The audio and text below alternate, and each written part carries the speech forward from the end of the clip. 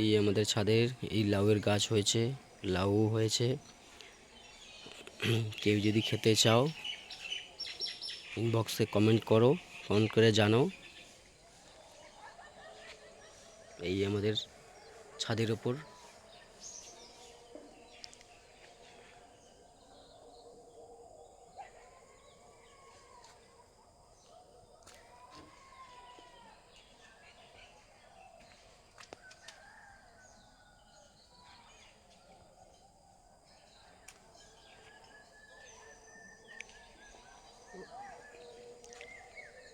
আরেকটা লাউ হয়ে আছে এমন একটা জায়গায়, দেখাচ্ছি।